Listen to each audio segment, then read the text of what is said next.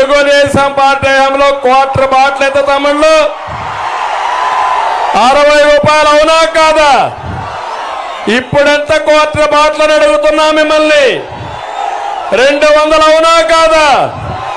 140 రూపాయలు పెరిగిందా లేదా? పెరిగిన డబ్బులు ఎవడి జోబులకు పోయింది తమ్ముళ్ళు అని అడుగుతున్నా. పాపాల పెద్దిరెడ్డి ద్వారా సైకో జగన్కి వెళ్ళింది, అవునా కాదా తమ్ముళ్ళు అని అడుగుతున్నా. అవునంటే చేతులెత్తి చెప్పండి అవునని. అయినా మీకు కోపం రాదు, ఇంకా సహనం ఉంది. ఏం చేయాలా అలాంటప్పుడు మీరందరూ చిత్తుగా ఓడించాలా లేదా? ఇంకొక పక్క తమ్ముళ్ళు, ఎవరి జీవితాలైనా బాగుపడ్డాయా అని మిమ్మల్ని అడుగుతున్నా. ధరలు పెరిగాయా లేదా? కరెంటు ఛార్జీలు పెరిగాయా లేదా? ఆర్టీసీ రేట్లు పెరిగాయా లేదా? నిత్యావసర వస్తువుల ధరలు పెరిగాయి, అన్నీ పెరిగిపోయినాయి.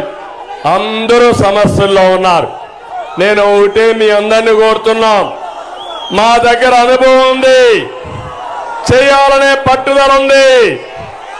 మేము ఎప్పుడు కూడా ఆలోచించేది ఈ రాష్ట్రం బాగుండాలనే ఉద్దేశంతోనే మేమందరం ఇక్కడ కలిసి వచ్చాం. ఈరోజు ఒక్క విషయం మీరు గుర్తుపెట్టుకోండి, పవర్ స్టార్ పవన్ కళ్యాణ్ గారు ఈ రాష్ట్రం కోసం ఆలోచించే వ్యక్తి. 2014లో పోటీ చేయకుండా ఎన్డీఏకి సహకరించిన వ్యక్తి, సపోర్ట్ చేసిన వ్యక్తి పవన్ కళ్యాణ్ గారు అని చెప్పి నేను మీకు తెలియజేస్తున్నా. నేను జైల్లో ఉన్నప్పుడు ఆయన స్వచ్ఛందంగా వచ్చి ఒకే మాట చెప్పాడు, పొత్తుల వల్ల లాభాలు నష్టాలు బేరీ చేసుకోకుండా ఆయన చెప్పిన మాట, ఈ రాష్ట్రంలో ఓట్లు చీలడానికి వీలు లేదు, మేము కలిసి పోటీ చేస్తామని మొదట చెప్పిన వ్యక్తి పవన్ కళ్యాణ్ గారు అని చెప్పి నేను మీకు తెలియజేస్తున్నా. అదే నాంది మేమందరం కలవడానికి. ఈరోజు ఒక విషయం గుర్తుపెట్టుకోండి, అటు బీజేపీ ఇటు తెలుగుదేశం జనసేన కలిసామంటే మా కోసరం కాదు, అందరం కూడా తగ్గాం, అందరం కూడా ఒక అవగాహనకు వచ్చాం. ఆ అవగాహనే ఇక్కడ చూస్తే కిరణ్ కుమార్ రెడ్డి గారు బాలసుబ్రహ్మణ్యం పోటీ చేసి, పక్కన కోడూరులో కిరణ్ కుమార్ రెడ్డి గారు ఎంపీగా, జనసేన ఎమ్మెల్యేగా పోటీ చేసే పరిస్థితికి వచ్చాం. అందుకే నేను మిమ్మల్ని అందరినీ కోరుతున్నాను, తప్పుడు మాటలు మాట్లాడుతున్నారు. కిరణ్ కుమార్ రెడ్డి గారు సీఎంగా ఉన్నప్పుడు ఏ ముస్లిం సోదరులకైనా అన్యాయం జరిగిందా తమ్ముళ్ళు నేను అడుగుతున్నా. తెలుగుదేశం పార్టీ అధికారం ఉన్నప్పుడు ఏ ముస్లింలకైనా అన్యాయం జరిగిందా నేను అడుగుతున్నా.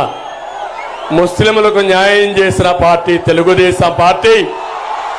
అపోహలు సృష్టించి మిమ్మల్ని ఇబ్బంది పెట్టాలని ఆలోచించే పార్టీ ఈ వైఎస్ఆర్ కాంగ్రెస్ పార్టీ అని చెప్పి కూడా నేను మీకు తెలియజేస్తున్నా. ఇక్కడికి వచ్చినప్పుడు ముఖ్యమైన సమస్య, రాజంపేటలో ప్రతి ఒక్కరూ ఆలోచించే సమస్య ఏది తమ్ముళ్ళు? గెస్ చేయండి మీరే. ఏది ఏది ఏది తెలుసు అంటే చేలిపైకి ఎత్తండి. ముఖ్యమైన సమస్య